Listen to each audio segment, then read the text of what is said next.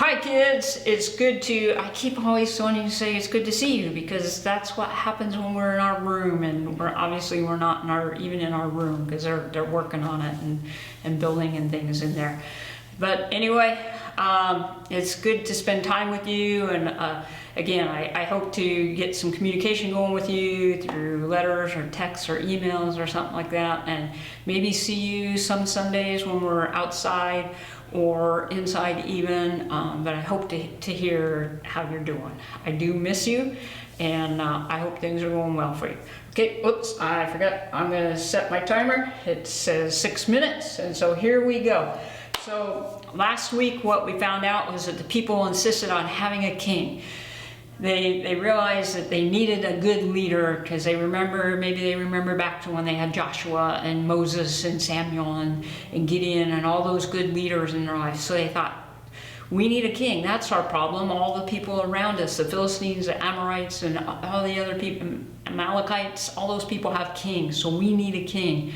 And Samuel was like, no, that's not what you need. You only need God. But they're like, no, they insisted they needed a king. And so, we're in these 2 years that you're in my class now, this 3 years for you second graders, or at least starting the third year, we're studying the Old Testament.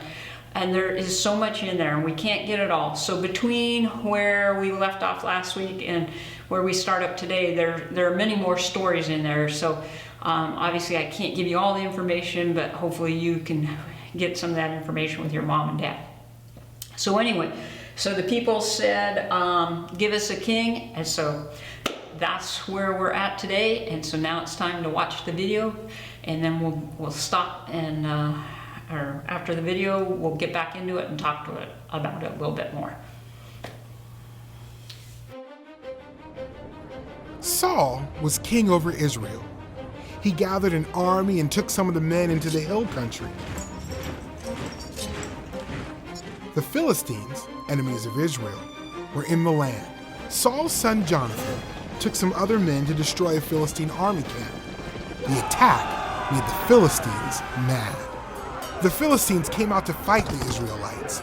They had more chariots, more horses, and more soldiers. The Israelites were outnumbered. They were all afraid. Some of them hid. Saul wanted to ask God for help. Maybe if he made an offering to God, they would win the battle. But only the priests were allowed to give offerings to God. Saul waited for Samuel, but Samuel did not come. His soldiers started to leave, so Saul decided to make an offering to God himself. Then Samuel showed up. "Saul, what are you doing?" Samuel asked. "You hadn't come, and the men were leaving me. I wanted to ask for God's help before we went into battle against the Philistines," Saul replied. "You have disobeyed God," Samuel said.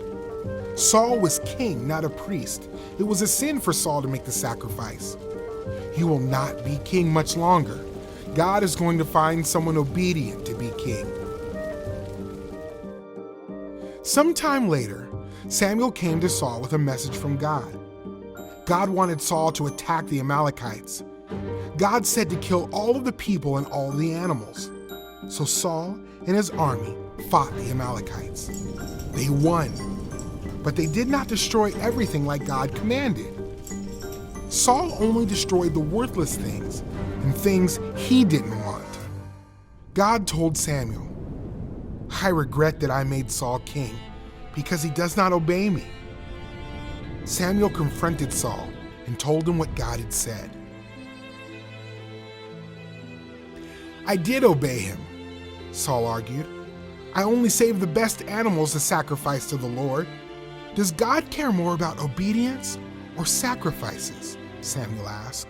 "You rejected his instruction, so God has rejected you as king." Saul admitted his sin and pleaded for forgiveness. "God has taken away your kingship today, and he is giving it to another king," Samuel said. Samuel left, and God was sorry he had made Saul the king of Israel. King Saul sinned by giving a sacrifice that only the priest was allowed to give. God rejected Saul as king, but he had a plan to send his son Jesus. King Jesus gave up his own life as a good and perfect sacrifice so sinners would be forgiven and accepted.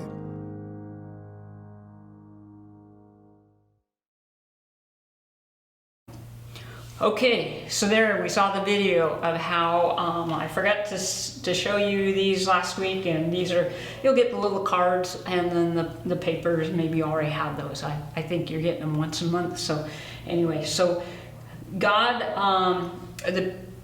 gave or chose Saul as the king, but then Saul, he disobeyed God, and so then God rejected Saul as king because of his sin. And for the next 6 weeks, the next 5 weeks today, and the next 4 weeks actually, and then last week, our overall theme is, who is our king? Well, our king is Jesus, and he rules over all the world.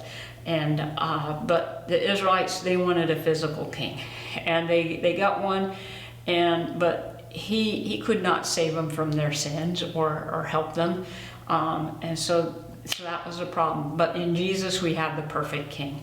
And again, here's our verse for the month, Psalm 47:2. For the Lord Most High is awesome. He is the great king of all the earth.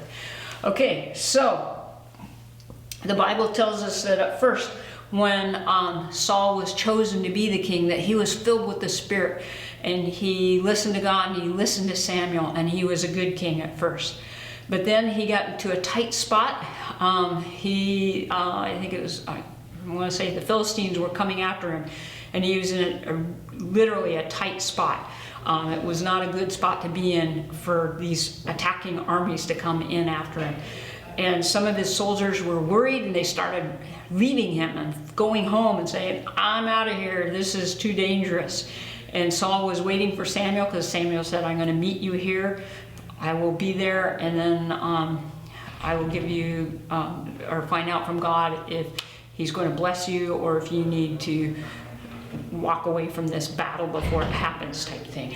And so Samuel wasn't coming, and Saul got worried and nervous, and so he offered the sacrifice to God and thought, okay, this is what Samuel will do. I'm going to offer this sacrifice to God, ask God's blessing to take care of us and to keep us from or that we would be the winners of this battle, this war. And it seems like a good thing to make a sacrifice to God and ask him, because that's what Samuel would do. But the only one at that time that could do that would be the high priest, which was Samuel. So for Saul to do that, he did the wrong thing. Even though it sounds right and sounds good, it was the wrong thing. And so he disobeyed God, and that was the sin. And because of that, God rejected him.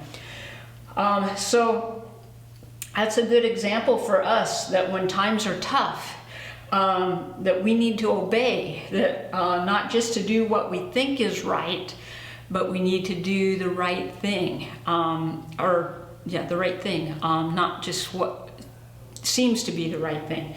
So that's a really tough thing. How do we know what's the right thing to do? And this is something I hope that you really get a chance to talk this over with your parents and your family, and see what your mom and dad say.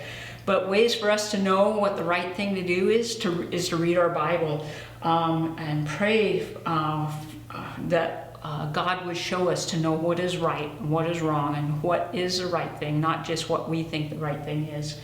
Okay, and our memory verse for next month will really kind of tie into this lesson too.